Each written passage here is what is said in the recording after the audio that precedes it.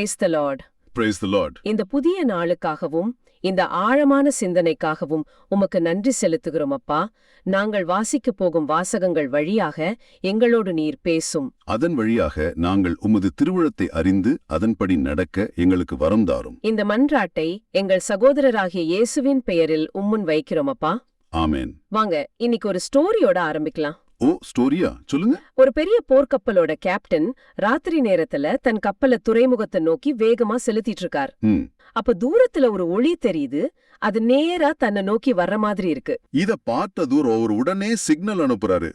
உங்க பாதையை 20 டிகிரி மாத்துங்க. அங்கிருந்து ஒரு பதில் வருது. இல்ல, நீங்க தான் உங்க பாதைய மாத்தணும். ஓ, கேப்டனுக்கு கோபம் வந்திருக்குமே. பயங்கர கோபம்.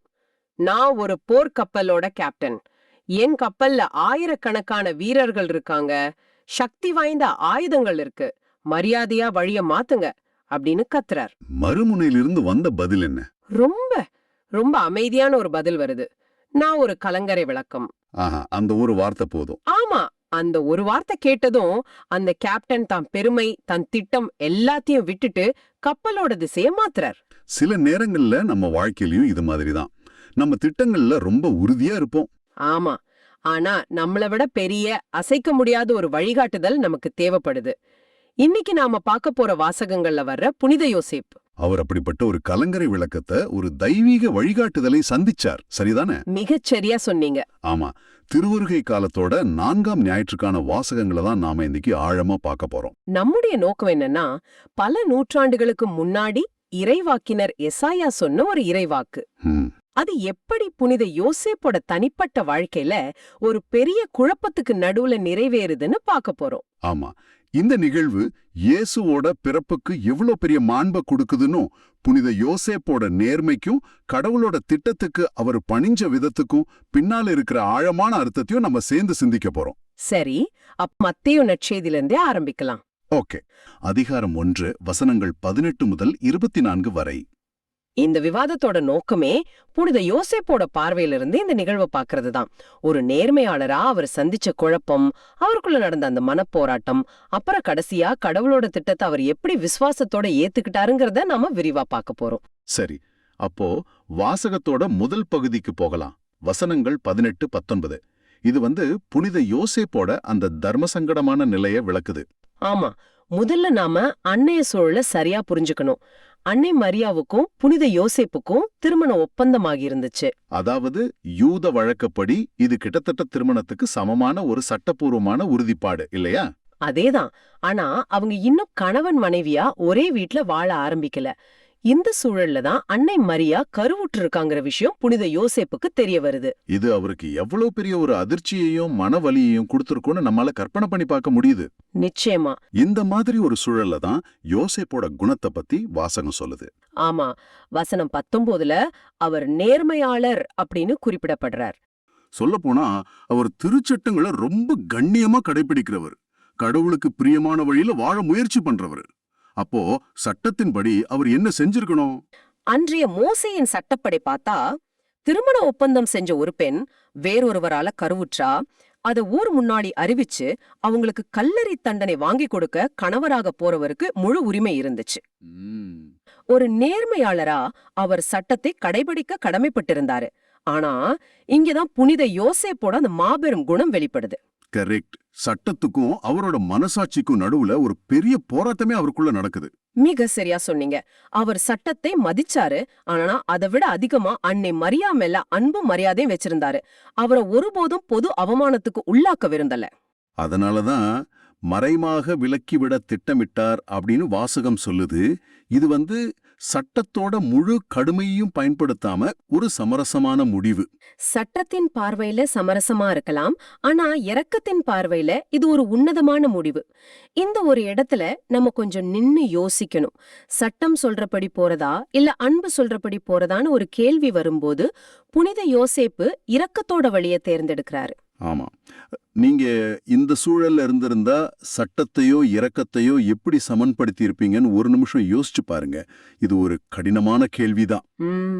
சரி, புனித யோசேப்பு இப்படி யோசிச்சு ஒரு முடிவெடுக்க முயற்சி பண்ணிட்டு இருக்கும்போதுதான் வாசகத்தோட 2ஆம் பகுதியில ஒரு பெரிய திருப்புமுனை நடக்குது. மனித சிந்தனைகள் எங்க முடியுதோ அங்க கடவுளோட தெய்வீக தலையீடு தொடங்குது. ஆமா, வசனங்கள் 20, 21ல ஆண்டவரோட தூதர் அவர் கனவுல தோன்றார். கனவுல வர்ற தூதர் அவரை பேர் சொல்லி கூப்பிடுறதுக்கு முன்னாடி யோசேப்பே தாவீதின் மகனே அப்படின்னு அழைக்கிறாரு.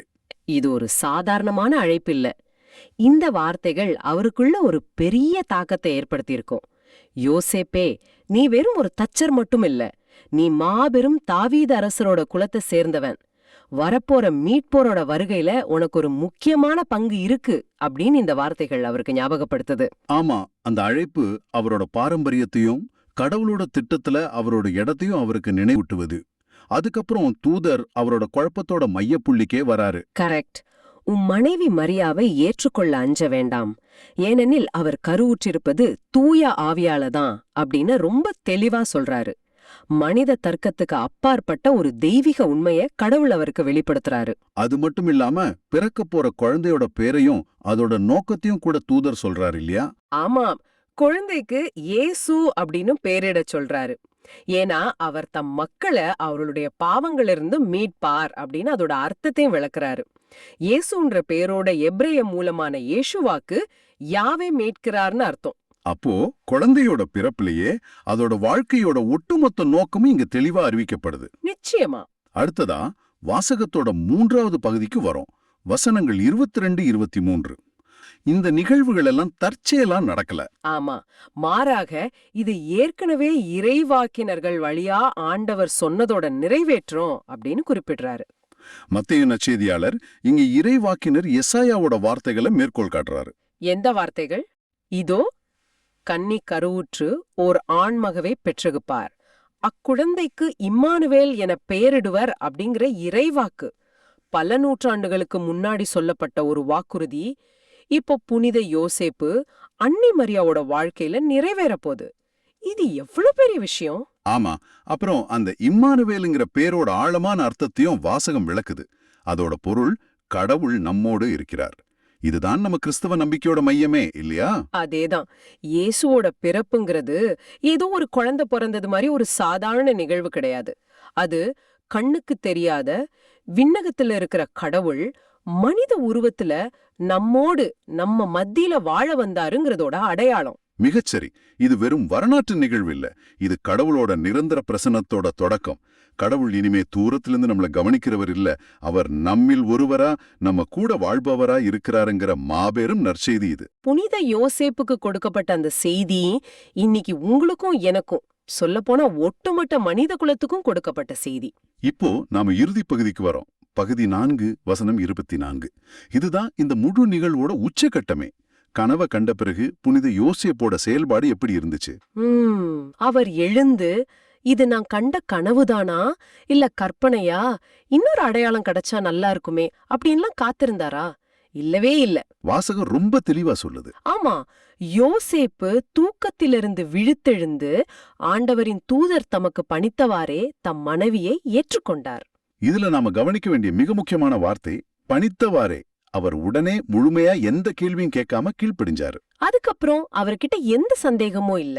கடவுளோட வார்த்தையை கேட்டாரு, அதை செயல்படுத்தினாரு, அவ்வளவுதான். இதுதான் உண்மையான செயல் வடிவம் பெற்ற விசுவாசம்.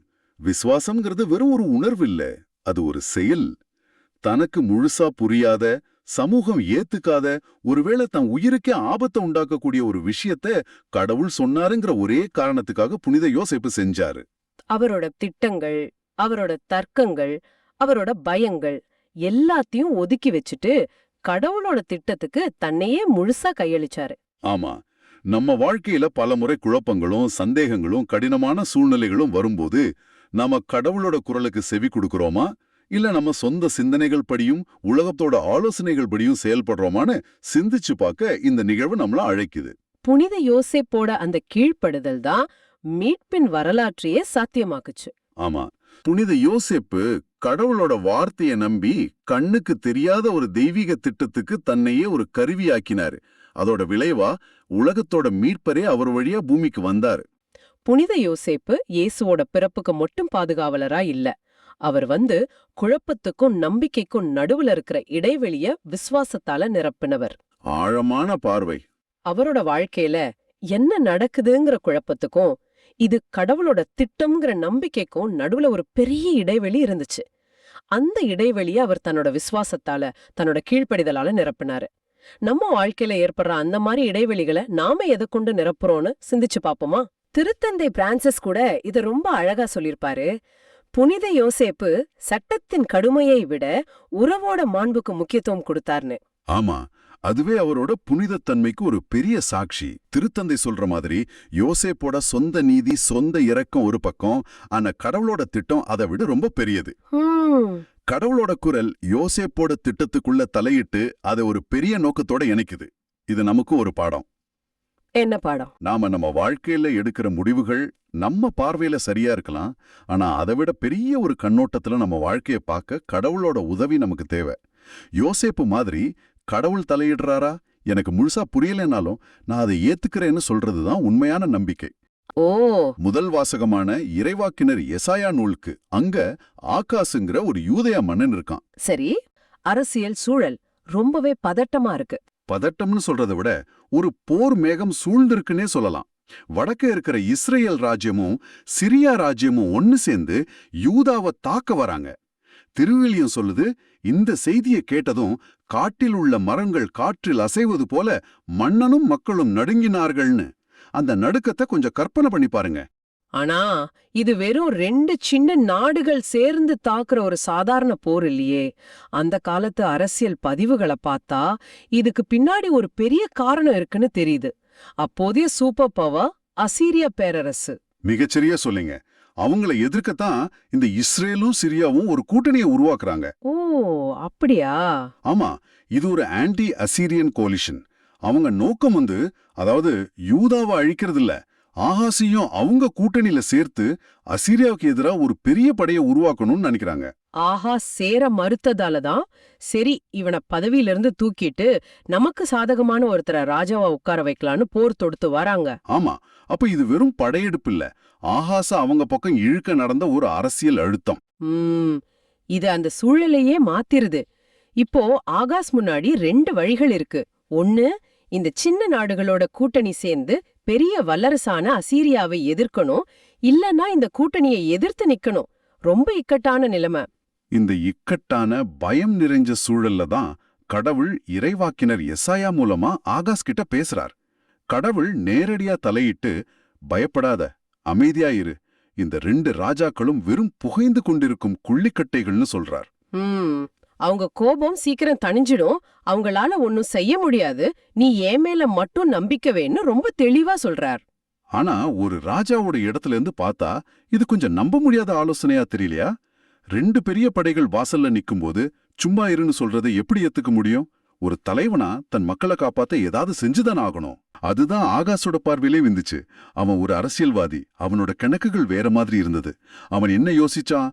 இந்த 2 நாடுகளை எதிர்க்கிறத விட இவங்களோட எஜமானனான அசீரிய பேரரசுகிட்டே நான் சரணடைஞ்சிடுறேன்னு.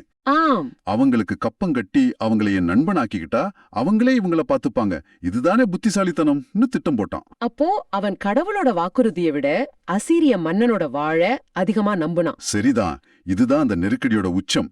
ஒரு பக்கம் கடவுள் சொல்றார், என்ன நம்பு, நான் பாதுகாக்கிறேன்னு. மறுபக்கம் அரசியல் சாணக்கியத்தனம் சொல்லுது, பெரிய சக்தி கிட்ட உதவி கேளு, அதுதான் பாதுகாப்பு. இந்த சூழல்ல தான் ஆமா, இந்த சூழல்ல தான் நாம இன்னைக்கு தியானிக்கிற வாசகம் தொடங்குது. கடவுள் ஆகாசுக்கு இன்னொரு வாய்ப்பு கொடுக்கிறார். அவனோட அவநம்பிக்கை தெரிஞ்சும் கடவுள் அவனை கைவிடல, மறுபடியும் பேசி, உன் கடவுளாகிய ஆண்டவரிடமிருந்து உனக்கு ஒரு அடையாளத்தை கேள், அது கீழே பாதாளத்திலோ மேலே வானத்திலோ தோன்றுமாறு கேட்டுக்கொள்னு சொல்றார். இதோட ஆழத்தை நாம புரிஞ்சுக்கணும். இது கடவுள் ஆகாஸ்க்கு கொடுக்கிற ஒரு வெற்று காசோலை மாதிரி. உன் நம்பிக்கையை உறுதிப்படுத்த உனக்கு என்ன அற்புதம் வேணுமோ கேள். வானத்துல ஒரு புது நட்சத்திரத்தை காட்டணுமா, இல்ல பூமியை பிளந்து காட்டணுமா, எது கேட்டாலும் நான் செய்ய தயார்னு சொல்றார். கடவுளோட இரக்கத்தை பாருங்க. மனிதனோட பலவீனத்தை புரிஞ்சுக்கிட்டு அவனோட நம்பிக்கையை தூண்டிவிட எவ்வளவு தூரம் இறங்கி வர்றார். ஆனா ஆகாசோட பதில் தான் நம்மை ஆச்சரியப்பட வைக்குது. அவன் என்ன சொல்றான்? நான் கேட்க மாட்டேன், ஆண்டவரை சோதிக்க மாட்டேன். முதல் தடவை கேட்கும்போது இது எவ்வளவு பக்தி நிறைந்த வார்த்தைகள் மாதிரி தெரியுது. ஒரு நல்ல விசுவாசி மாதிரி பேசுறான் இல்லையா? ஆமா, திருச்சட்ட புத்தகத்துல உங்கள் கடவுளாகிய ஆண்டவரை சோதிக்க வேண்டாம்னு ஒரு கட்டளை இருக்கு. அத மேற்கோள் காட்டுற மாதிரி இருக்கு. ஆனா இதுல என்ன தப்பு? கடவுளை சோதிக்க கூடாதுங்கிறது சரிதானே? அவன் பக்தியா இருக்க முயற்சி பண்றானா இல்ல வேற எதுவும் காரணமா? அதுதான் இங்க நாம கவனிக்க வேண்டிய சூழ்ச்சி. இது உண்மையான பக்தி இல்ல, போலியான பக்தி. இது அவனோட அவநம்பிக்கையை மறைக்க அவன் போட்ட திரை. ஓ, அப்படியா? ஆமா. ஏன்னா இங்க கடவுளை அவனை கேளுன்னு சொல்லும்போது மாட்டேன்னு சொல்றது கீழ்ப்படிதல் இல்ல. அது அவநம்பிக்கையோட உச்சப்பட்ட வெளிப்பாடு. அவன் மறைமுகமா என்ன சொல்றான்னா, எனக்கு உங்க அடையாளம் தேவையில்லை, என் பிரச்சனை எப்படி சமாளிக்கிறதுன்னு எனக்கு தெரியும், நான் ஏற்கனவே அசீரியாவுக்கு தூது அனுப்பிட்டேன், ஒப்பந்தம் பேச ஆரம்பிச்சிட்டேன், இப்போ நீங்க மார்ச்கன வந்து எதையாவது செஞ்சு என் திட்டத்தை கெடுத்துறாதீங்கன்னு சொல்றான். அப்போ கடவுளை தன் கட்டுப்பாட்டுல வைக்க நினைக்கிறான். கடவுளே நீங்க உங்க இடத்துல இருங்க, நான் என் காரியங்களை பாத்துக்கிறேன்னு சொல்றான். இது எவ்ளோ பெரிய பாவம்! கடவுளோட வல்லமையை விட தன் அரசியல் அறிவை பெருசா நினைச்சிருக்கான். சரிதான். ஆகாசோட இந்த பதிலை கேட்டதும் இறைவாக்கினர் எசையாவோட கோபம் வெளிப்படுது. அவரோட வார்த்தைகள்ல அந்த கடுமை தெரியுது. தாவீதின் குடும்பத்தாரே, நான் சொல்வதை கேளுங்கள். மனிதரின் பொறுமையை சோதித்தது போதாதா, என் கடவுளின் பொறுமையையும் சோதிக்க பார்க்கிறீர்களோன்னு கடிந்து கொள்கிறார். இங்க ஒரு முக்கியமான விஷயத்த கவனிச்சிங்களா? எசாயா ஆகாசேன்னு அவனை மட்டும் கூப்பிடல, தாவீதன் குடும்பத்தாரேன்னு ஒரு வம்சத்தையே சேர்த்து கூப்பிடுறார். ஏன் அப்படி? இது மிக முக்கியமான ஒரு குறிப்பு. இதன் மூலம் எசையா என்ன சொல்றாருன்னா, இந்த பிரச்சனை ஆகாஸ் என்ற ஒரு தனிப்பட்ட மன்னனோட முடியல, இது தாவீது வம்சத்துக்கே கொடுக்கப்படுற எச்சரிக்கைன்னு சொல்றார். தாவீதுக்கு கடவுள் ஒரு வாக்குறுதி கொடுத்திருந்தார், உன் வம்சம் என்றென்றும் நிலைத்திருக்கும்னு. அந்த வாக்குறுதியே இந்த வம்சம் மறந்துடுச்சா? அந்த வாக்குறுதி மேல நம்பிக்கை வைக்காம அந்நிய சக்திகளை நம்பி போறது எவ்ளோ பெரிய துரோகம்னு சுட்டி காட்டுறார். ஆமா, இது ஒரு தனிநபரின் தவறு இல்ல, ஒரு வம்சத்தின் விசுவாச பற்றாக்குறை. மனிதன் அடையாளத்தை கேட்க மறுத்துட்டான், ஆனா கடவுள் தன் திட்டத்தை நிறுத்தல. இதுதான் கடவுளோட மகத்துவம். ஆகாஷ் கதவு முன்னாலும் கடவுள் வேற வழியில தன் திட்டத்தை நிறைவேற்றுறார். ஆமா, எசாயா தொடர்றார், ஆதலால் ஆண்டவர் தாமே உங்களுக்கு ஒரு அடையாளத்தை அருள்வார். மனிதன் மறுத்தாலும் கடவுள் தானாவே முன்வந்து அடையாளத்தை கொடுக்கிறார். அதுதான் அந்த புகழ்பெற்ற இறைவாக்கு. இதோ கருவுற்றிருக்கும் அந்த இளம் பெண் ஒரு ஆண்மகவை பெற்றெடுப்பார், அக்குழந்தைக்கு அவர் இம்மானுவேல் என பெயரிடுவார். இம்மானுவேல், இந்த ஒரு வார்த்தையில எவ்வளவு பெரிய நம்பிக்கை அடங்கியிருக்கு. இதுதான் ஆகாஸ்க்கும் யூதா மக்களுக்கும் இன்னைக்கு நமக்கும் கடவுள் தர்ற மிகப்பெரிய அடையாளம். ஆகாஸ் அசீரியாவின் படைய நம்பினான். ஆனா கடவுள் சொல்றார், உனக்கு அந்நிய நாட்டின் படை தேவையில்ல, நானே உன்னோடு இருக்கிறேன், இது போதாதான்னு கேக்குறார். அந்த நேரத்துல அந்த இறைவாக்கு உடனடியா ஒரு அர்த்தத்தை கொடுத்திருக்கலாம். சில விவிலிய அறிஞர்கள் சொல்றாங்க, இது ஆகாஷ் மன்னனோட மகன் எசேக்கியாவோட பிறப்பு குறிக்குதுன்னு. ஏன்னா எசேக்கியா பின்னாடி தன் தந்தை மாதிரி இல்லாம கடவுள் மேல முழு நம்பிக்கை வச்சு யூதாவ சிறப்பாக ஆட்சி செஞ்சார். ஆமா, அது ஒரு உடனடி நிறைவேறுதல்னு சொல்லலாம். ஆனா இந்த இறைவாக்கு அதோட முடியலையே. அதையும் தாண்டி பல நூற்றாண்டுகளுக்கு பிறகு ஒரு முழுமையான நிறைவேறுதலை பெறுது. நிச்சயமா. புதிய ஏற்பாட்டுல மத்தேயு நற்செய்தியாளர் புனித யோசேப்புக்கு வானதூதர் தோன்றி அன்னை மரியாவின் கருவில் இருக்கும் குழந்தை பரிசுத்த ஆவியால் உருவானதுன்னு சொல்லும்போது இந்த எசாயா இறைவாக்கை நேரடியாக மேற்கோள் காட்டுவார். இதோ கன்னிப்பெண் கருவுற்று ஓர் ஆண்மகவை பெற்றெடுப்பார், அக்குழந்தைக்கு இம்மானுவேல் என பெயரிடுவர். ஆக கன்னி மரியா வழியாக பிறந்த இயேசுதான் உண்மையான இம்மானுவேல். கடவுள் நம்மோடு இருக்கிறார் என்பதன் மனித வடிவம் அவர்தான். ஆக ஆகாசின் அவநம்பிக்கைங்கிற இருண்ட சூழல்ல ஒட்டுமொத்த மனிதகுலத்தின் மீட்புக்கான மிகப்பெரிய ஒளிய கடவுள் ஏத்துறார். ஆகாஸ் தவறுவிட்ட நம்பிக்கை இயேசுவின் பிறப்புல முழுமையடைது. இப்போ இந்த வரலாற்று நிகழ்வுல இருந்து நம்ம வாழ்க்கைக்கு என்ன எடுத்துக்கலாம்னு யோசிப்போம். பல நேரங்கள்ல நாமளும் ஆகாஸ் மன்னன் மாதிரி தானே நடந்துக்கிறோம். நம்ம வாழ்க்கையில பிரச்சனைகள் வரும்போது, நெருக்கடிகள் நம்மை சூழ்ந்து கொள்ளும் போது நம்ம முதல்ல எங்க ஓடுறோம்? இது ஒரு நல்ல கேள்வி. ஒரு நோயின்னு வந்தா நாம சிறந்த மருத்துவரை தேடி ஓடுறோம், அது சரிதான். ஆனா அந்த மருத்துவருக்கும் மேல ஒரு தெய்வீக மருத்துவர் இருக்காருங்கிறத மறந்துடுறோமா? ஒரு ஆர்த்திக நெருக்கடி வரும்போது பல வழிகள்ல முயற்சி பண்றோம், அதுவும் சரிதான். ஆனா எல்லாத்தையும் வழங்குறவர் கடவுளுங்கிற நம்பிக்கையை இழந்துடுறோமா? நம்மளோட அசீரியா எதுவா இருக்கு? நம்ம வேலையா, பணமா, இல்ல நம்ம புத்திசாலித்தனமா? சரிதான். கடவுள் நமக்கு ஜபம், திருவிவிலியம், திருவருட்சாதனங்கள் வழியா பல அடையாளங்களை காட்டுறார். நம்ம மனசாட்சியின் குரல் வழியா பேசுறார். நல்ல மனிதர்கள் மூலமா நமக்கு அறிவுரை சொல்றார். ஆனா நாமும் ஆகாசை போல நான் ஆண்டவரை சோதிக்க மாட்டேன்னு சொல்லிட்டு ஒருவித போலியான பக்திங்கிற பேர்ல அந்த அடையாளங்களை புறக்கணிக்கிறோமான்னு யோசிச்சு பார்க்கணும். என் ஜெபத்துக்கு பதில் கிடைக்கலன்னு சொல்றதுக்கு பதிலா கடவுள் கொடுத்த பதில்களை நான் கவனிக்க தவறிட்டேனான்னு நம்ம கேட்டுக்கணும். கடவுள் நம்ம கிட்ட கேளுன்னு சொல்லும்போது நம்ம தேவைகளையும் பயங்களையும் சந்தேகங்களையும் திறந்த மனசோட அவர்கிட்ட சொல்லுவோம். நாமளா ஒரு முடிவு எடுத்துட்டு அதுக்கு கடவுளோட ஒப்புதலை மட்டும் கேட்காம உண்மையிலே அவரோட வழிகாட்டுதலுக்காக காத்திருப்போம். இறுதியா இம்மானுவேல்ங்கிற வாக்குறுதிய உறுதியா பிடிச்சுக்குவோம். எந்த சூழ்நிலையா இருந்தாலும் சரி, கடவுள் நம்மோடு இருக்கிறார்ங்கிற அசைக்க முடியாத நம்பிக்கையோட வாழ்வோம். ஆமா, அந்த நம்பிக்கை தான் நம்முடைய உண்மையான வலிமை. இம்மானுவேல், அதாவது கடவுள் நம்மோடு இருக்கிறார். இதுதான் கிறிஸ்மஸோட மையச் செய்தி. கரெக்ட். கடவுள் எங்கேயோ வானத்திலிருந்து நம்மள பார்த்துட்டு இருக்கிறவர் மட்டும் இல்ல, அவர் நம்மளோட வாழ, நம்ம கஷ்டங்கள்ல பங்கெடுக்க நம்மில் ஒருவரா இந்த பூமிக்கு வந்திருக்காருங்கிறது தான் அந்த பேரோட அர்த்தம். ஆகாச மன்னனுக்கு கொடுக்கப்பட்ட வாக்குறுதி யோசேப்போட நம்பிக்கையான பதிலால் இந்த உலகத்துக்கே ஒரு பெரிய பரிசா மாறுது. இது வரலாற்றுல கடவுளோட செயல்பாடு எவ்வளவு ஆச்சரியமானது, துல்லியமானதுங்கிறதுக்கு ஒரு பெரிய உதாரணம். சரி, அப்போ இந்த குழந்தை எப்படிப்பட்டவர்? ஒரு இறைவாக்கு நிறைவேறும்படி ஒரு அதிசயமான முனையில பிறக்கிறார். ஆனா அவரோட அடையாளம் என்ன?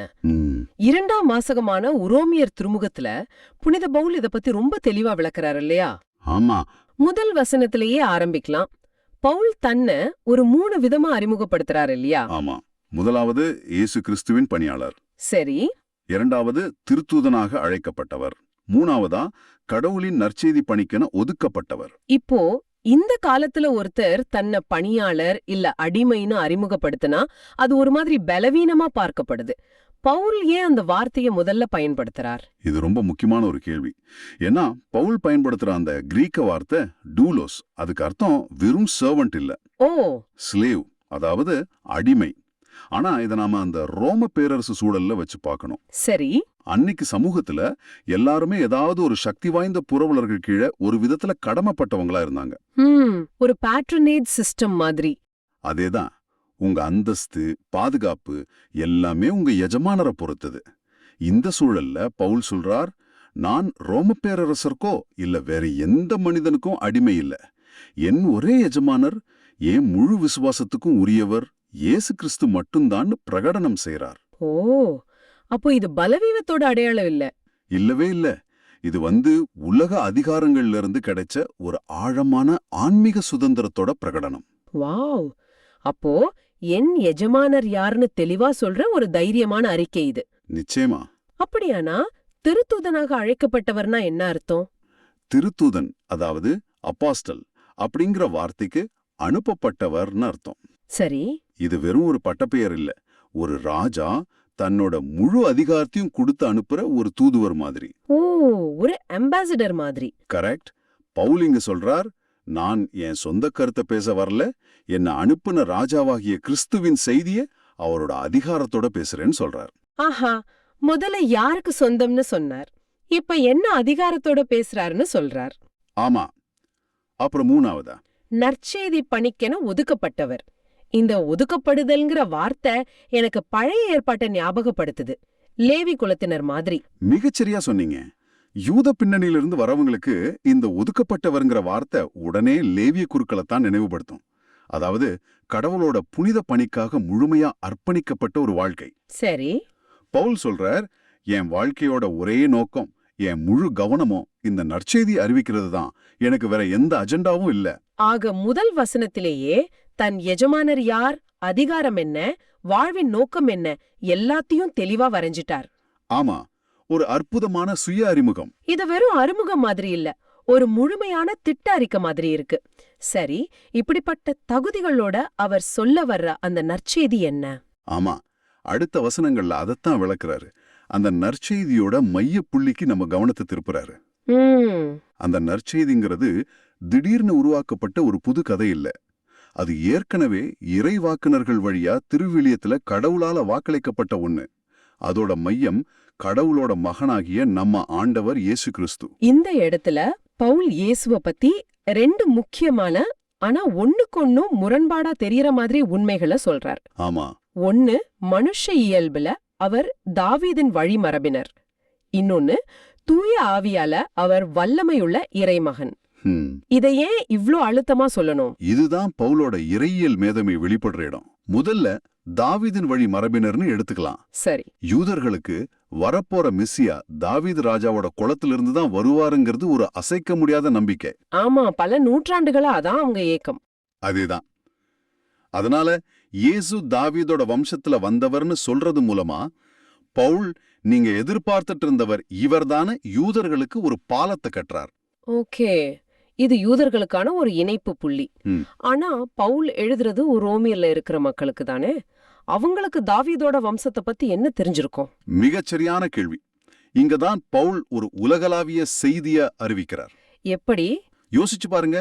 உரோமில இறைமகன், அதாவது சன் ஆஃப் காட்ங்கிற பட்டம் யாருக்கு இருந்துச்சு? பேரரசருக்கு. அகஸ்தஸ் சீசர் தன்னை தெய்வீகமானவரின் மகன்னு சொல்லிக்கிட்டார். துல்லியமா. அது அவங்க நாணயங்கள்ல, கட்டிடங்கள்ல எல்லா இடத்துலயும் இருந்துச்சு. அது ஒரு அரசியல் அதிகாரத்தோட உச்சகட்ட அடையாளம். அப்போ பவுல் இங்க ஒரு பெரிய சவாலை முன்வைக்கிறாரா? இல்ல, உண்மையான வல்லமையுள்ள இறைமகன் உங்க பேரரசர் இல்ல, சிலுவையில அறையப்பட்ட இந்த இயேசுதான் சொல்றாரா? அதேதான். இது ஒரு அரசியல் புரட்சிக்கு குறைஞ்சதில்ல. பேரரசரோட சக்தி அவரோட படையில இருந்துச்சு. ஆனா பவுல் கேக்குறார், இயேசுவோட சக்திக்கு என்ன ஆதாரம்? ஆமா, என்ன ஆதாரம்? பதில், அவர் இறந்தோரில் இருந்து உயிர்த்தெழுந்ததுதான். ரோம பேரரசால கொல்லப்பட்ட ஒருத்தர் மரணத்தையே ஜெயிச்சு உயிரோட வந்ததுதான் அவர் பேரரசரை விட சக்தி வாய்ந்தவருங்கிறதுக்கு திருவிலேத ஆதாரம்னு சொல்றார். இது உண்மையிலேயே மனச உழுக்குது. எவ்வளவு தைரியமான ஒரு வாதம் பாருங்க. ஆஹா, இயேசு ஒரே நேரத்துல யூதர்களோட வரலாற்று நம்பிக்கையையும் நிறைவேற்றுறார், அதே சமயம் ரோமர்களோட அதிகார கட்டமைப்பையும் கேள்விக்குள்ளாக்குறார். அருமை. ரெண்டையும் இணைச்சு ஒரு புதிய உலகளாவிய அடையாளத்தை இயேசுவுக்கு கொடுக்கிறார். சரி, இந்த நற்செய்திய பத்தி சொன்னதுக்கு அப்புறம் இந்த பணி யாருக்கானதுன்னு பவுல் சொல்றாரா? ஆமாம். 5வது வசனத்துல இந்த பணியோட இலக்க ரொம்ப தெளிவா சொல்றார். பிற இனத்தார் அனைவரும் இவர் மீது நம்பிக்கை கொண்டு இவருக்கு கீழ்ப்படியுமாறு இந்த பணியை பெற்றதா சொல்றார். அதாவது மீட்பு யூதர்களுக்கு மட்டும் இல்ல. இல்ல, அது வரைக்கும் அப்படிதான் நினைச்சிட்டு இருந்தாங்க. ஆனா பவுல் அந்த கதவுகளை உடைச்சு இந்த மீட்பு, இந்த செய்தி உலகத்துல இருக்கிற ஒவ்வொரு மனுஷனுக்கும் உரியதுன்னு அறிவிக்கிறார். உரோமையில் இருந்த விசுவாசிகளை பார்த்து நீங்களும் இயேசு கிறிஸ்துவுக்கு உரியவர்களா இருக்க அழைப்பு பெற்றிருக்கிறீர்கள்னு சொல்றது அவங்களுக்கு எவ்ளோ பெரிய அங்கீகாரத்தை கொடுத்திருக்கோம். நிச்சயமா. அந்த பெரிய ரோம பேரரசுல தங்களை அற்பமா நினைச்ச மக்களுக்கு பிரபஞ்சத்தோட கடவுள் உங்களை பேர் சொல்லி கூப்பிடுறார், நீங்களும் இந்த மீட்பு திட்டத்துல ஒரு பகுதின்னு சொல்றது அவங்க உலகத்தையே மாத்திருக்கும். ஆமா, அடையாளம் இல்லாம வாழ்ந்தவங்களுக்கு ஒரு புது குடும்பத்தையும் ஒரு புது அடையாளத்தையும் கொடுத்திருக்கு. அந்த அழைப்பு அன்னைக்கு அவங்களுக்கு மட்டும் இல்ல, இன்னைக்கு இந்த வார்த்தைகளை கேட்கிற உங்களுக்கும் எனக்கும் கூட தான். உண்மைதான், நாமும் கிறிஸ்துவுக்கு உரியவர்களா இருக்கவே அழைக்கப்பட்டிருக்கிறோம். ஆமா. இந்த சக்தி வாய்ந்த அறிமுகத்தை பவுல் ஒரு அழகான வாழ்த்துச் செய்தியோடு முடிக்கிறார். நம் தந்தையாகிய கடவுளிடமிருந்தும் ஆண்டவராகிய இயேசு கிறிஸ்துவிடமிருந்தும் உங்களுக்கு அருளும் அமைதியும் உரித்தாக்குக. இந்த அருள் அமைதிங்கிறது வெறும் வாழ்த்து வார்த்தைகளா, இல்ல அதுக்கு ஆழமான அர்த்தம் இருக்கா? பவுலோட எழுத்துக்கள்ல எந்த வார்த்தையுமே சாதாரணமானது இல்ல. அருள், அதாவது கிரேஸ், அமைதி, அதாவது பீஸ், இந்த ரெண்டுமே அவருடைய இறையியலோட அடித்தளங்கள். அருள்ங்கிறது கிரீக்கத்துல சாரிஸ். ரோம உலகத்துல இது ஒரு புரவலர் தன் வாடிக்கையாளருக்கு காட்டுற தயவு. ஆனா அதுக்கு அந்த வாடிக்கையாளர் விசுவாசமா இருக்கணும். ஓ, ஒரு கிவ் அண்ட் டேக் மாதிரி. ஆமா, ஒரு விதத்துல சம்பாதிக்க வேண்டிய ஒண்ணு. ஆனா பவுல் சொல்றார், கடவுளோட அருள் அப்படி இல்ல. அது நாம தகுதியே இல்லாம இருந்தாலும் கடவுள் நமக்கு இலவசமா கொடுக்கிற ஒரு பரிசு. அப்போ அமைதி. ரோம பேரரசு கூட பாக்ஸ் ரோமானா, ரோம அமைதின்னு ஒண்ணு கொடுத்துச்சு. அருமையான ஒப்பீடு. பாக்ஸ் ரோமானாங்கிறது ராணுவ பலத்தால அடக்குமுறையால வர்ற அமைதி. சரி. ஆனா பவுல் சொல்ற அமைதி கடவுளோட அருணால நம்ம உள்ளத்துல பிறக்கிறது. அது சூழ்நிலையை பொறுத்தது இல்ல, கடவுளோட நாம கொண்டிருக்கிற உறவுல இருந்து வர்ற ஆழமான சமாதானம். ஆக பேரரசரோட போலி அமைதி இல்ல, கடவுளோட உண்மையான அமைதி உங்களுக்கு கிடைக்கட்டும்னு வாழ்த்துறாரு. கரெக்டா சொன்னீங்க. அவர் ரோமர்களோட மொழியையும் கருத்தையும் எடுத்து அதுக்கு ஒரு புதிய கிறிஸ்தவ அர்த்தத்தை கொடுக்கிறார்.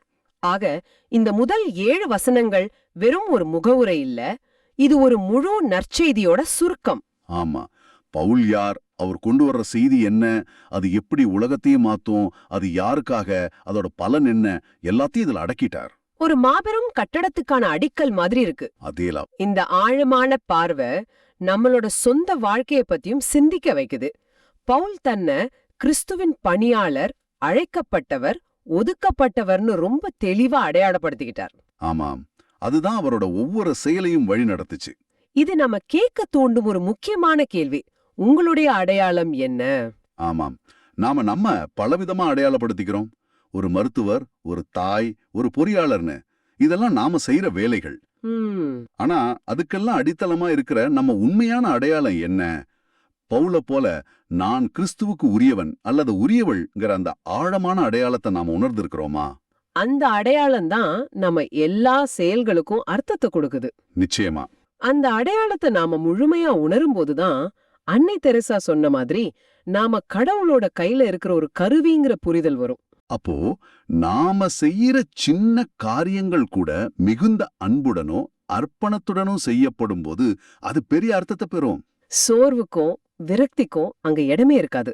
ஆமா, இன்னைக்கு நீங்க உங்க வாழ்க்கைய வாழும்போது நான் யாருக்கு உரியவன், எதற்காக அழைக்கப்பட்டிருக்கிறேன், இந்த கேள்வியை உங்களுக்குள்ளே கேட்டு பாருங்க. இயேசுவோட அடையாளத்தை 2 விதமா பார்க்கிறார். முதல்ல மனிதர் என்னும் முறையில் தாவீதின் வழி மரபினர்னு சொல்றார். இது ரொம்ப முக்கியமான ஒரு விஷயம். ஆமா, ஏன்னா யூதர்கள் பல நூற்றாண்டுகளா எதிர்பார்த்திருக்கிற மெசியா தாவீது ராஜாவோட குலத்திலிருந்து தான் வருவாருன்னு நம்புனாங்க. அதனால இயேசு ஒரு உண்மையான மனிதர், அவருக்கும் ஒரு வம்ச வரலாறு இருக்குன்னு பவுல் உறுதிப்படுத்துறார். ஆனா அதோட நிறுத்திக்கல. அவர் மனிதர் மட்டும்தானா? இல்லையே, பவுல் அடுத்ததா சொல்றதுதான் இன்னும் ஆழமானது. தூய ஆவியால் ஆட்கொள்ளப்பட்ட நிலையில் வல்லமையுள்ள இறைமகன் இவர்னு சொல்றார். எப்படி இது நிரூபிக்கப்பட்டது? இவர் இறந்து உயிர்த்தெழுந்ததால் இந்த உண்மை நிலைநாட்டப்பட்டதுன்னு ரொம்ப ஆணித்தரமா சொல்றாரு. இதுதான் இயேசுவோட இரட்டை இயல்புகள். அவர் முழுமையான மனிதர், அதே சமயம் முழுமையான கடவுள். சரிதான். தாவீதின் மகனா அவர் நம்மளோட மனித இயல்பை ஏத்துக்கிட்டார். கடவுளின் மகனா அவர் நமக்கு மீட்பை கொண்டு வரார். வெறும் ஒரு நல்ல மனிதர் இல்ல, வெறும் ஒரு இறைவாக்கினர் இல்ல, அவரே கடவுளின் மகன். இந்த முழுமையான சித்திரத்தை புரிஞ்சுக்கிறது தான் திருவருகை காலத்தோட முக்கியமான நோக்கம். இந்த பின்னணியில தான் பதிலுரை பாடலான திருப்பாடல் 24 நம்ம பார்க்கணும்னு நினைக்கிறேன். ஆமா, மண்ணுலகும் அதில் நிறைந்துள்ள அனைத்தும் ஆண்டவருடையவை, நிலவுலகும் அதில் வாழ்வனவும் அவருக்கே சொந்தம். யோசிச்சு பாருங்க, நாம என்னுடைய வீடு, என்னுடைய நிலம், என்னுடைய வேலைன்னு எவ்வளவு உரிமை கொண்டாடுறோம். ஆமா, எல்லாம் என்னுடையது. ஆனா இந்த வாசகம் என்ன சொல்லுது? எல்லாமே நாம உட்பட அவருக்கே சொந்தம்னு சொல்லுது. நாம எல்லாம் இங்க ஒரு தற்காலிக குத்தகைதாரர்கள் மாதிரி. உண்மையான உரிமையாளர் அவர் ஒருத்தர் தான். அதுக்கான காரணத்தையும் அடுத்த வரியிலே சொல்றார் இல்லையா? ஆமா, ஏனெனில் அவரே கடல்கள் மீது அதற்கு அடித்தளமிட்டார், ஆறுகள் மீது அதை நிலைநாட்டினவர் அவரே. இது சும்மா ஒரு கவிதைக்காக சொல்லப்பட்ட வரி இல்ல. அன்றைய காலத்து மக்களுக்கு கடலுங்கிறது ஒரு கட்டுப்படுத்த முடியாத பிரம்மாண்டமான ஒரு சக்தி. சரிதான், சரிதான். அந்த சக்தியே கட்டுப்படுத்தி அதுக்கு மேல பூமியை நிலைநிறுத்தினவர் நம்ம கடவுள்னு சொல்லும்போது அவரோட அதிகாரம் எவ்வளவு பெரியதுன்னு புரியுது. கரெக்ட்.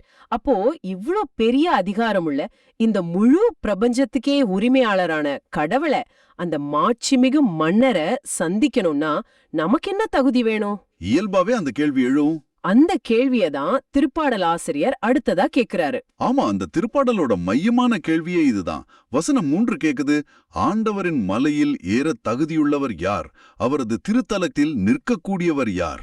இங்க ஆண்டவரின் மலைனா எருசலேம்ல இருந்த சியோன் மலைய குறிக்குது. அங்கதான் கடவுளோட ஆலயம் இருந்துச்சு. ஆனா இது சும்மா மலையேறத பத்தின கேள்வி இல்லைன்னு நல்லா தெரியுது. இது ஒரு ஆன்மீக மலையேற்றம். நிச்சயமா இல்ல. கடவுளோட பிரசன்னத்துல, அவரோட பரிசுத்தமான இடத்துல நிக்கிறதுக்கு என்ன தகுதி வேணும்னு கேக்குது. அந்த மாட்சிமிகு மன்னரை சந்திக்க போறோம்னா நம்ம கிட்ட என்ன இருக்கணும்? பணம், பதவி, பட்டமா? இல்லவே இல்ல. அதுக்கான தகுதிகள் என்னன்னு அடுத்த வசனம் ரொம்ப தெளிவா ஒரு செக்லிஸ்ட் மாதிரி கொடுக்குது. ஆமா, வசனம் 4 சொல்லுது, கரைபடாத கைகளும் மாசற்ற மனமும் உடையவர், பொய்த் தெய்வங்களை நோக்கி தம் உள்ளத்தை உயர்த்தாதவர். 3 முக்கியமான தகுதிகள். முதல்ல கரைபடாத கைகள். இது எதை குறிக்குது? நம்மளோட வெளிப்படையான செயல்கள் தானே. சரிதான். நம்ம கைகளால யாருக்கும் தீங்கு செய்யாம இருக்கிறது, அடுத்தவங்க பொருளை எடுக்காம இருக்கிறது, நேர்மையா சம்பாதிக்கிறது, நம்ம ஸ்டோரியில வர்ற விவசாயி மாதிரி தன்னோட உடைய துவச்சு சுத்தப்படுத்தினாரே. அது மாதிரி நம்ம வெளிப்படையான வாழ்க்கைய செயல்களை சுத்தமா வச்சுக்கிறது. ஆனா இன்னைக்கு நம்ம கைகள் பெரும்பாலும் மொபைல் போன்லயும் லேப்டாப் கீபோர்ட்லயும் தானே இருக்கு. ஆமா. அப்போ கரைப்படாத கைகள்ங்கிறத நம்ம எப்படி புரிஞ்சுக்கணும்? அடுத்தவங்கள பத்தி தப்பா ஒரு வாட்ஸ்அப் மெசேஜ் தட்டுறது, இல்ல ஒருத்தரோட புகழுக்கு களங்கம் வர்ற மாதிரி ஒரு ஃபேஸ்புக் போஸ்ட் போடுறது, இதெல்லாம் கூட கரைப்பட்ட கைகள் கணக்குல வருமா? அருமையான கேள்வி. நிச்சயமா வரும்னு நினைக்கிறேன். நிச்சயமா வரும். கைகள் செய்கிற எல்லா செயல்களும் இதில் அடங்கும். நம்முடைய வார்த்தைகளால, எழுத்துக்களால ஒருத்தரை காயப்படுத்தினா அதுவும் கரைதான். இது வெளிப்புற தூய்மை. ஆனா இதை விட முக்கியமான ஒண்ணு அடுத்ததா வருது. மாசற்ற மனம். ஆமா, இதுதான் ரொம்ப சவாலான பகுதி. கைகளை கழுவுறது சுலபம், ஆனா மனச கழுவுறது ரொம்ப கஷ்டம். நம்ம மனசுக்குள்ள எவ்ளோ விஷயங்கள் ஓடுது. வஞ்சகம், பேராசை, அடுத்தவங்கள பத்தின தப்பான எண்ணங்கள். இதையெல்லாம் சுத்தம் செய்யாம வெறுமனே வெளிப்புறமா நல்லவங்க மாதிரி நடிச்சா கடவுளோட பிரசன்னத்துல நிக்க முடியாது. இயேசுவே மலைப்பொழிவுல சொன்னார் இல்லையா, இதயத்தில் தூய்மை உடையோர் பேறு பெற்றோர், ஏனெனில் அவர்கள் கடவுளை காண்பார்கள்னு. நம்ம உள்ளமான கண்ணாடி சுத்தமா இருந்தாதான் கடவுளை சரியா பார்க்க முடியும். கரெக்ட். சரி, 3வது தகுதி, பொய் தெய்வங்களை நோக்கி தம் உள்ளத்தை உயர்த்தாதவர். இங்க பொய் தெய்வங்கள்னா சிலைகளை மட்டும்தான் குறிக்குதா, இல்ல வேற ஏதாவது அர்த்தம் இருக்கா? இது ரொம்ப ஆழமான ஒரு கருத்து. முன்னாடி காலத்துல சிலைகளை வணங்குறது தான் பொய் தெய்வ வழிபாடு. ஆனா இன்னைக்கு அதோட ரூபம் மாறி இருக்கு. ஆமா, கடவுளுக்கு கொடுக்க வேண்டிய முதல் இடத்தை நாம வேற எதுக்கு கொடுத்தாலும் அது நம்மளோட பொய் தெய்வம்தான். உதாரணமா சொல்லணும்னா பணம், அதிகாரம், புகழ். நம்ம மொபைல் போனே ஒரு பெரிய பொய் தெய்வம் தான். காலையில கண் முழிச்சதும் கடவுளை நினைக்காம நோட்டிபிகேஷன்ஸ் தேடுறோமே. ஆமா, அது உண்மைதான். அந்த லைக்ஸ்க்காகவும் கமெண்ட்ஸ்க்காகவும் நம்ம நேரத்தையும் சிந்தனையும் காணிக்கையா கொடுக்கறோம். இது ஒரு விதமான வழிபாடு தானே. ஆமா, யோசிச்சு பார்த்தா அப்படித்தான் இருக்கு. அப்போ நம்ம வாழ்க்கையோட மையமா இதெல்லாம் மாறிடுச்சுன்னா நாம உண்மையான கடவுளை விட்டுட்டு இந்த பொய் தெய்வங்களை தான் வணங்கிட்டு இருக்கோம்னு அர்த்தம். அப்போ தூய்மையான செயல்கள், தூய்மையான உள்ளம், அப்புறம் கடவுளுக்கு மட்டுமே முதலிடம் கொடுக்கிற ஒரு வாழ்க்கை, இந்த 3 இருந்தா அந்த மாட்சிமிகு மன்னரை சந்திக்கலாம். ஆமா. சரி, அப்படி தகுதியோட போனா நமக்கு என்ன பரிசு கிடைக்கும்? அதையும் வசனம் 5 சொல்லுது. இவரே ஆண்டவரிடம் ஆசி பெறுவார், தம் மீட்பராம் கடவுளிடமிருந்து நேர்மையாளர் என தீர்ப்பு பெறுவார். இது எவ்வளவு பெரிய பரிசு பாருங்க. ஆசினா நம்ம உடனே பணம், நல்ல வேலை, ஆரோக்கியம்னு உலக விஷயங்களை தான் யோசிப்போம். ஆனா இங்க சொல்லப்படுற ஆசி அதை விட ரொம்ப பெரியது. அது என்னன்னா, நேர்மையாளர் என தீர்ப்பு பெறுவது. ஆங்கிலத்துல விண்டிகேஷன் சொல்லுவாங்க. அத கொஞ்சம் விளக்க முடியுமா? அதாவது, இந்த உலகமே உங்களை தப்பா பேசலாம், உங்க மேல பழி போடலாம், ஆனா அந்த நேரத்துல உங்களை படைச்ச கடவுளே உங்க பக்கம் நின்னு, இல்ல இவர் நேர்மையாளர், இவர் என்னுடைய பிள்ளைன்னு தீர்ப்பு சொல்றது. அப்பா, யோசிச்சு பாருங்க. அந்த ஒரு வார்த்தைக்காக நம்ம வாழ்க்கை முழுவதையும் அர்ப்பணிக்கலாம். கடவுள்கிட்ட இருந்து கிடைக்கிற அந்த அங்கீகாரத்தை விட பெரிய ஆசீர்வாதம் இந்த உலகத்துல வேற என்ன இருக்க முடியும்? கண்டிப்பா. சரி, கடைசி வசனம், 8வது வசனம் ஒரு சமூக பரிமாணத்தை கொடுக்குது. அவரை நாடுவோர் தலைமுறையினர் இவர்களே, யாக்கோபின் கடவுளது முகத்தை தேடுவோர் இவர்களே. இது என்ன சொல்ல வருது? இது ரொம்ப அழகான ஒரு முடிவு. கடவுளை தேடுறதுங்கிறது ஒரு தனிப்பட்ட மனுஷனோட பயணம் மட்டும் இல்ல. அது ஒரு சமூகம், ஒரு தலைமுறை சேர்ந்து செய்யற பயணம். ஆமா, அந்த வரி நமக்கு அதைத்தான் ஞாபகப்படுத்துது. யாக்கோபின் கடவுள்னு சொல்லும்போது அது இஸ்ரேல் மக்களுங்கிற ஒரு ஹோல் கம்யூனிட்டியை குறிக்குது. அப்போ நாமும் திருச்சபைங்கிற ஒரு பெரிய குடும்பமா கடவுளோட பிள்ளைகளா ஒன்னா சேர்ந்துதான் கடவுளை தேடணும். நம்ம மட்டும் நல்லா இருந்தா போதும் நினைக்க கூடாது. கரெக்டா சொன்னீங்க. வருகை காலத்துல இது ரொம்ப பொருத்தமா இருக்கு. கிறிஸ்து பிறப்புக்காக நாம காத்துட்டு இருக்கோம். நாம எல்லாரும் சேர்ந்துதான் கடவுளின் முகத்தை தேடுவோர் தலைமுறையா இருக்கும். நம்ம தனிப்பட்ட தயாரிப்பு முக்கியம்தான். ஆனா நம்ம குடும்பமா, நம்ம பங்கா, நம்ம திருச்சபையா சேர்ந்து அந்த மாட்சிமிகு மன்னரை வரவேற்க தயாராகணும்.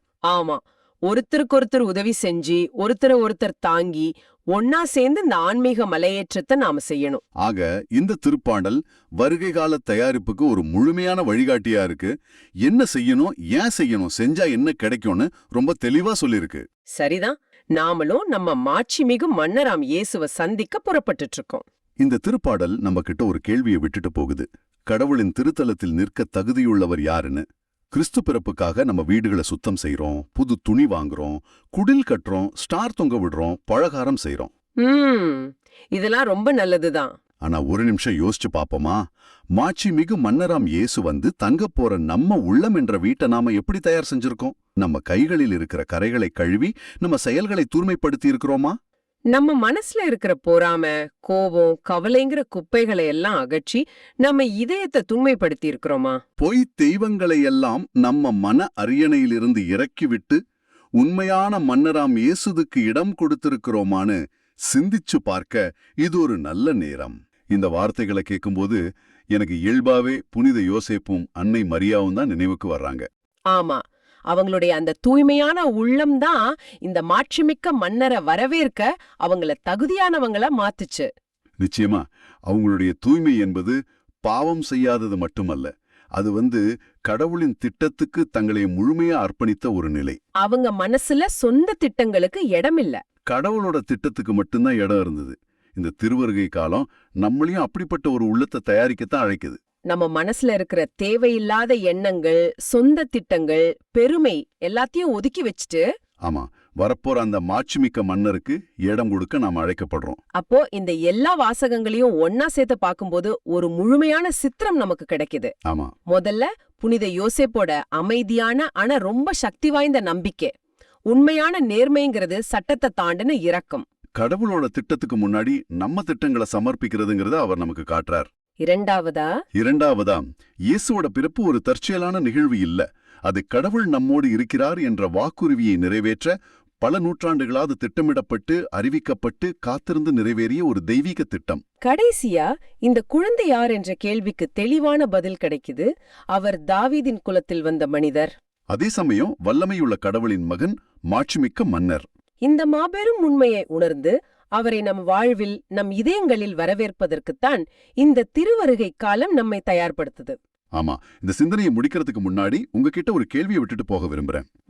சொல்லுங்க. புனித யோசேப்பு தன் சொந்த வாழ்க்கை, தன் மரியாதை, தன் எதிர்காலம்னு எல்லா திட்டங்களையும் தலைக்கீடா மாத்தின ஒரு தெய்வீக திட்டத்தை சந்திச்சார். ஒரு கனவை நம்பி ஒரு பெரிய சவாலை ஏத்துக்க அவர் அழைக்கப்பட்டார். இந்த கிறிஸ்து பிறப்புக்கு நீங்க தயாராகிட்டு இருக்கிற இந்த நேரத்துல இது கொஞ்சம் யோசிச்சு பாருங்க. சரி, உங்க வாழ்க்கையோட எந்த பகுதியில உங்க திட்டங்களை விட பெரிய ஒரு திட்டத்தை கடவுள் உங்களுக்கு வெளிப்படுத்திட்டு இருக்கார்? எங்க உங்க சொந்த நீதி, உங்க சொந்த புரிதல், உங்க திட்டங்களை எல்லாம் விட்டுட்டு யோசேப்ப போல உங்களுக்கு முழுசா புரியாவிட்டாலும் பரவாயில்லன்னு சொல்லி ஒரு பெரிய நோக்கத்தை நம்பி அடுத்த அடி எடுத்து வைக்க நீங்க அழைக்கப்படுறீங்க?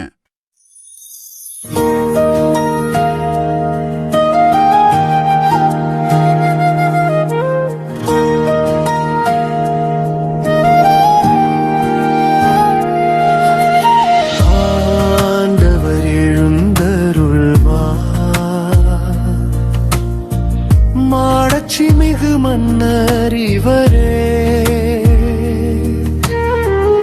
ஆண்டவர் எழுந்தருள்வார். மாட்சிமிகு மன்னர் இவரே, மண்ணுலகும் அதில் நிறைந்துள்ள அனைத்தும் ஆண்டவருடையவை. நிலவுலகும் அதில் வாழ்வானவும் அவருக்கே சொந்தம்.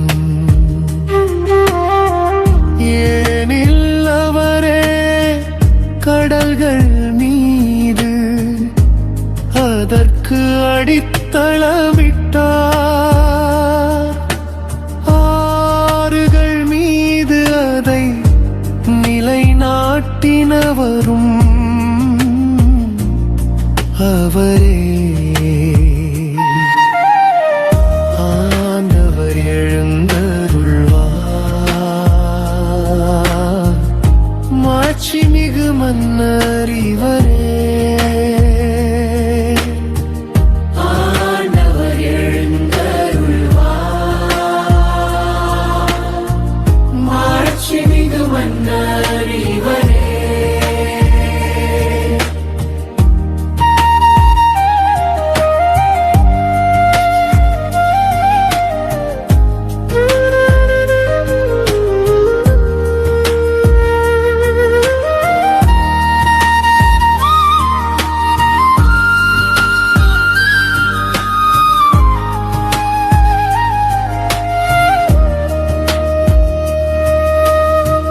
ஆண்டவரது மலையில் ஏறத் தகுதியுள்ளவர் யார்? அவரது திருத்தலத்தில் நிற்கக்கூடியவர் யார்? கரைப்படாத கைகளும் மாசற்ற மனமும் உடையவர், பொய்த் தெய்வங்களை நோக்கி தம் உள்ளத்தை உயர்த்தாதவர். ஆண்டவர் எழுந்தருள்வார், மாட்சி மிகு மன்னர் இவரே.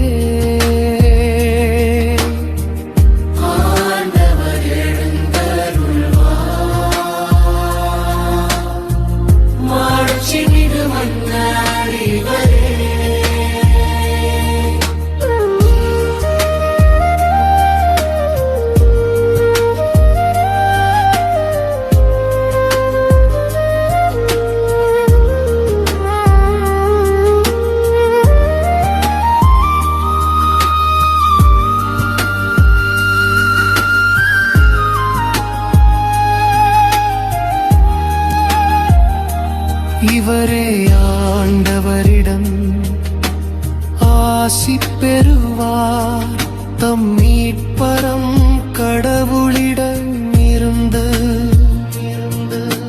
நேர்மையாளர் என தீர்ப்பு பெறுவார், அவரை நாடுவோரின் தலைமுறையினர் இவர்களே.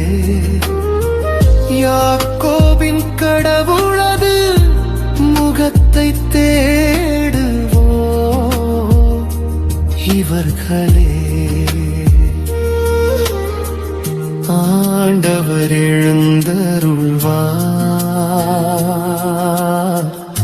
மாட்சி மிகு மன்னர் இவரே.